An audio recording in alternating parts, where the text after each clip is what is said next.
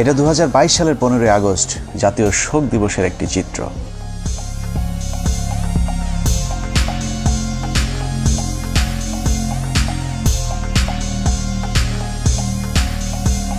শোকে মুহ্যমান জাতির শোককে শক্তিতে রূপান্তর করে তার প্রদর্শনও দেখিয়েছে বিভিন্ন জায়গায়। খিচুড়ি নিয়ে মারামারি সহ 15 আগস্ট উপলক্ষে তোলা চাঁদাবাজির টাকা নিয়েও কামড়াকামড়ি করেছে শেখ মুজিবের আদর্শিক পুতুরেরা।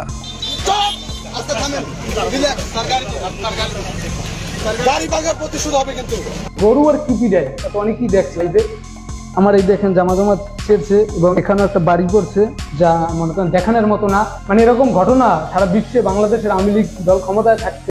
ক্রিকেট ম্যাচ হয়েছে না কালকে বরগুনায়, ছাত্রলীগ আসছে, এদেরকে আমরা গোনাই ধরি না। এরকম বিচ্ছিন্ন কিছু ঘটনা বাদ দিলে সারা দেশে আনন্দ ঘন পরিবেশে প্রায় 4500 গরু জবাই করে উদযাপিত হয়েছে শোকের নামে জাতীয় সুখ দিবস। সারাদিন আনন্দ উল্লাস শেষে আওয়ামী নেতারা রাতে মদ বা মাদক সেবনের মাধ্যমে শেখ মুজিবের আত্মার শান্তি কামনাও করেছেন বিভিন্ন জায়গায়। সেই সাথে শেখ মুজিবকে জাহান্নামের সর্বোচ্চ জায়গায় রাখার জন্যও মহান রাব্বুল আলামিনের কাছে ফরিয়াদ জানিয়েছেন শেখ মুজিবের উম্মতেরা। বঙ্গবন্ধুকে আল্লাহ যেন জাহান্নামের ভালো জায়গায় স্থান করে দেয়, আল্লাহ যেন তাদের মুনাজাত কবুল করেন। আশেকানদের এরূপ ভালোবাসায় পীর সাহেবের বাস কোন দিক দিয়ে কয়টা ঢুকছে সেটা একটু অনুমান করতে থাকুন। আমরা ততক্ষণে একটু 1975 থেকে ঘুরে আসি। এটা 1975 সালের 15 আগস্ট। বিদেশি সংবাদ মাধ্যমগুলো বলছে, পরিবেশ দেখে মনে হচ্ছে এই শহরে যেন তেমন কিছুই ঘটেনি।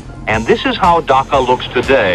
The same tanks on the streets, soldiers still on guard, and yet it is almost as if nothing had happened. কিন্তু আজকের পরিস্থিতি সম্পূর্ণই ভিন্ন। শেখ মুজিবের নাম ধরে কথা বলাও যেন এখন মহা অপরাধ। কিন্তু সেদিন গোলা বারুদ ছাড়া কামান নিয়ে কর্নেল ফারুক শেখ মুজিবের গোষ্ঠী শুদ্ধ রফা দফা করে দিলেও শেখ মুজিবের এত ভালোবাসার মানুষেরা একজনও এগিয়ে আসেনি। কেউ কোনো পদক্ষেপ নিল না। ওই লাশ পড়ে থাকলো 32 নম্বরে। ধরে নিলাম অবস্থা ভয়াবহ খারাপ ছিল, কিন্তু কখনো কি চিন্তা করে দেখেছেন যে দেশে সালমান শাহের মতো একজন চিত্রনায়ক মারা যাবার পর শোকে 7 জন মানুষ আত্মহত্যা করতে পারে, সেই দেশে এমন একজন মুজিব প্রেমীও কি ছিল না যিনি কিনা মুজিবের ভালোবাসায় অন্তত আত্মহত্যা করতে পারত? আসলে শেখ মুজিবের প্রতি এখনকার আলগা প্রীতি আর তখনকার পরিস্থিতি ছিল সম্পূর্ণ ভিন্ন রকম। একটি মানুষ ছিল না সাহস করে এগিয়ে আসার, একটি মানুষ ছিল না প্রতিবাদ করার। 15 আগস্ট থেকে 16 আগস্ট ওই লাশ পড়েছিল। কেন কেউ এগিয়ে আসেনি সেটাই আজকের অনুসন্ধানের মূল বিষয়। আজকে যারা শেখ হাসিনাকে দেখছেন তাদের অনেকেরই ধারণা শেখ হাসিনা খারাপ হলেও মুজিব খুবই ভালো মানুষ ছিলেন, কিন্তু বাস্তবে শেখ হাসিনা তার পিতার ডুপ্লিকেট কার্বন কপি। দুজনেই পেছনে তেল নিতে পছন্দ করতেন, কিন্তু সমালোচনা সহ্য করতেন না।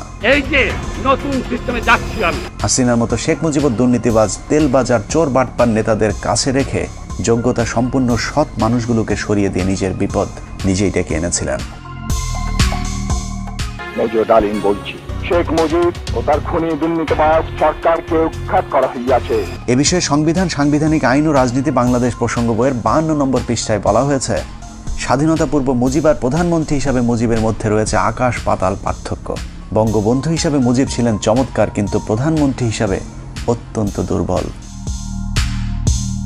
সেই সরকার অনেক ভুল করেছে এবং সেটা আমাদের অর্থনীতিতে ভীষণভাবে আঘাত করে। বইটির 161 নম্বর পৃষ্ঠায় বলা হয়েছে, মুজিব সারা জীবন গণতন্ত্রের জন্য সংগ্রাম করেছেন, কিন্তু ক্ষমতায় যাবার পর তিনি গণতন্ত্রকে প্রাতিষ্ঠানিক রূপ দিতে চাননি। এভাবে স্বাধীনতা পূর্ব বঙ্গবন্ধু আর স্বাধীনতা পরবর্তী স্বৈরাচার মুজিবের মাঝে বিস্তর ফারাক দেখা যায়। The Awami League cadres were armed and the opposition political movement were harassed.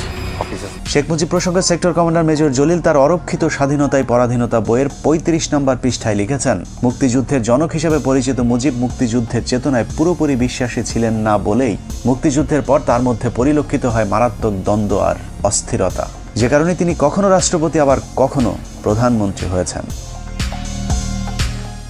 মুক্তিযুদ্ধ শেষ হবার পর দেশে ফিরে শেখ মুজিবের মাথায় কিভাবে ক্ষমতাকে কুক্ষিগত করা যায় সেই চিন্তায় ঘুরপাক খাচ্ছিল, যে কারণে মুজিবনগর সরকারের সিদ্ধান্ত অনুযায়ী শেখ মুজিব রাষ্ট্রপতি। তবে তার অনুপস্থিতিতে সৈয়দ নজরুল ইসলামকে সরিয়ে তার রাষ্ট্রপতি হবার কথা, কিন্তু শেখ মুজিব রাষ্ট্রপতি না হয়ে প্রধানমন্ত্রী হতে চাইলেন, কারণ প্রধানমন্ত্রীর ক্ষমতা রাষ্ট্রপতির চাইতেও বেশি। 10 জানুয়ারি ভারত থেকে ফিরে ঢাকা বিমানবন্দর থেকে ট্রাকে করে রেসকোর্স ময়দানে যাওয়ার পথেই মুজিবুর রহমান তাজউদ্দিনের কানে কানে বললেন, তাজউদ্দিন, আমি কিন্তু প্রধানমন্ত্রী হব। যে তথ্যটি তাজউদ্দিন আহমেদের মেয়ে শারমিন আহমেদ তার লেখা তাজউদ্দিন আহমেদ নেতা ও পিতা বইতে উল্লেখ করেছেন। যেই কথা সেই কাজ। মুজিবনগর সরকারের অস্থায়ী সংবিধান বাতিল করে 11 তারিখে নতুন সংবিধান আদেশ জারির পর 12 তারিখে তাজউদ্দিনকে সরিয়ে প্রধানমন্ত্রীর চেয়ারে বসেন শেখ মুজিব। তার ঠিক 10 দিন পর 22শে জানুয়ারি রাষ্ট্রপতির পদ থেকে সৈয়দ নজরুল ইসলামকে সরিয়ে মুজিবের পছন্দের মানুষ বিচারপতি আবু সাইদ চৌধুরী ও পরে মোহাম্মদ উল্লাহকে রাষ্ট্রপতির পদে বসান। তবে দুজন রাষ্ট্রপতির সাথে মুজিব চাকরের মতো আচরণ করতেন।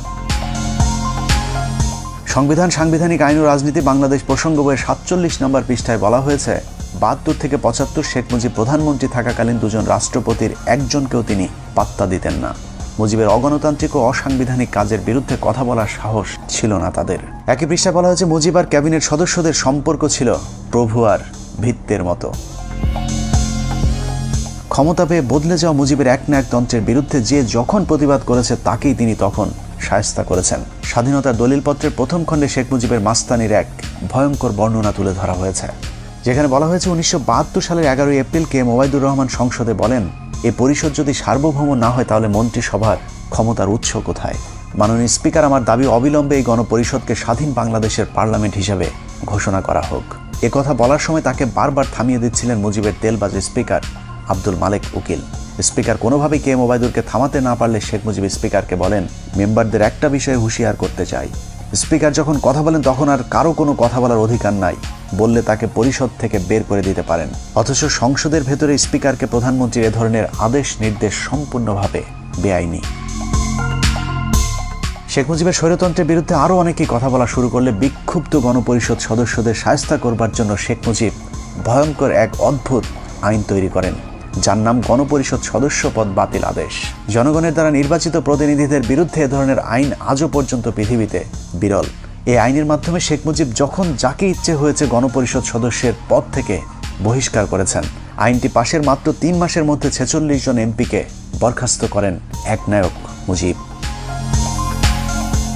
একের পর এক শেখ মুজিবের স্বৈরতান্ত্রিক আইন পাশের বিরুদ্ধে তৎকালীন তরুণ parliament member barrister Amirul Islam Sheikh মুজিবকে বলেন, আপনি একা এ ধরনের আইন তৈরি করতে পারেন না, কোনো আইন তৈরি করতে হলে অবশ্যই আইন পরিষদের অনুমতি নিতে হবে। এতে ক্ষিপ্ত হয়ে মুজিব আমিরুল ইসলামকে বলেন, তুমি একজন অদক্ষ যুবক, তুমি দেশ পরিচালনার কি জ্ঞান রাখো? একই পৃষ্ঠায় বলা হয়েছে, মুজিব জরুরি অবস্থার ভয় দেখিয়ে বলেন, আমি চাইলে 3 বছরের জন্য কোনো কথা হবে না, কোনো সমালোচনা সহ্য করা হবে না, কোনো গণতন্ত্র চলবে না। যে কারণে বইটির 161 নম্বর পৃষ্ঠায় শেখ মুজিবকে মাতাল মদখোর ড্রাইভারের সাথে তুলনা করা হয়েছে। বিখ্যাত ইতিহাসবিদ ব্যারিস্টার আব্দুল হালিম তার বইতে লিখেছেন, মুজিব ছিল প্রাতিষ্ঠানিক শিক্ষাহীন নেতা, গণতন্ত্রে অশিক্ষিত মূর্খ নেতা হলো মাতাল ড্রাইভারের মতো। শেখ মুজিবের করুণ পরিণতির জন্য যে আইনটি নিয়ামক হিসাবে ভূমিকা পালন করেছে তা হলো রক্ষী বাহিনী অ্যাক্ট। 1972 সালের 8 ফেব্রুয়ারি ভয়ঙ্কর জাতীয় রক্ষী বাহিনী আইন পাশের মাধ্যমেই সেনাবাহিনীকে খেপিয়ে তুলেছিলেন Mujib. State apparatus and physical force. So Rakhi Bahini was launched. The Awami League cadres were armed, and the opposition political movement were harassed. সেনাবাহিনী যেন তাকে কখনো ক্ষমতা থেকে সরাতে না পারে, সেজন্যই মূলত তিনি সেনাবাহিনীর আদলে এই বাহিনী গড়ে তোলেন, যা পৃথিবীর ইতিহাসে আজ পর্যন্ত কোনো রাষ্ট্রপ্রধান করেননি। এ প্রসঙ্গে শেখ মুজিবের রাজনৈতিক সহচর মিজানুর রহমান চৌধুরী লিখেছেন, রক্ষী বাহিনীর তত্ত্বাবধানের দায়িত্ব ছিল শেখ মুজিবের রাজনৈতিক সচিব তোফায়েলের উপর, যে কারণে রক্ষী বাহিনীর পোশাক সহ যে কোনো সুযোগ সুবিধা খুব দ্রুত শেখ মুজিবের কাছ থেকে অনুমোদন করানো যেত। কিন্তু সেনাবাহিনীর ক্ষেত্রে তা ছিল সীমিত। সামরিক বাহিনীর প্যাটার্নে রক্ষী বাহিনী গঠন হলেও তাদের কর্তব্য পালনে কিংবা ক্ষমতা প্রয়োগের উৎস হিসেবে সংসদের কোনো আইন ছিল না। এক পর্যায়ে রক্ষী বাহিনীকে আইন শৃঙ্খলা রক্ষায় পুলিশের মতো দায়িত্ব দেওয়া হয়, বিশেষ করে জাসদ কিংবা চীনপন্থীদের অর্থাৎ ভারত বিরোধীদের দমন করার জন্য নামানো হয়। কিন্তু এ কাজে গিয়ে তারা যে বাড়াবাড়ি করে তাতে জনগণের কাছে আতঙ্কের এক মূর্ত প্রতীক হয়ে দাঁড়িয়েছিল রক্ষী বাহিনী। পাশাপাশি সেনাবাহিনীরও হিংসার পাত্র হয়ে দাঁড়ায়। কেউ কেউ এমন কথাও বলেছে যে এর চেয়ে পাকিস্তান আমলই তো ভালো ছিল। মুজিব ক্ষমতায় টিকে থাকার জন্য হাজার হাজার রাজনৈতিক কর্মীকে হত্যা করে, জাসদের 10,000 কর্মীকে জেলে রাখে, মোশাররফ হোসেনকে হত্যা করে, সিরাজ শিকদারকে হত্যা করে। সশস্ত্র রক্ষী বাহিনীর এসব সন্ত্রাসী কার্যকলাপকে প্রতিহত করতেই সশস্ত্র জাসদ গণবাহিনী প্রতিষ্ঠা অনিবার্য হয়ে পড়েছিল। শতভাগ মুক্তিযোদ্ধাদেরকে নিয়ে গঠিত রক্ষী বাহিনীর অত্যাচারের কারণে ওই সময় ব্যাপক জনপ্রিয় হয়েছিল শতভাগ মুক্তিযোদ্ধাদের নিয়ে গঠিত দল জাসদ, যার ফলে 1973 সালে নির্বাচনে আওয়ামী লীগের প্রধান প্রতিদ্বন্দ্বী হয়ে দাঁড়ায় জাসদ নামক নতুন ওই রাজনৈতিক দলটি। মানুষের সিভিল রাইট এবং মানুষের ফান্ডামেন্টাল রাইটস এগুলি কাঠিল করে দিয়ে মুজিব ক্ষমতা থাকার চেষ্টা করে।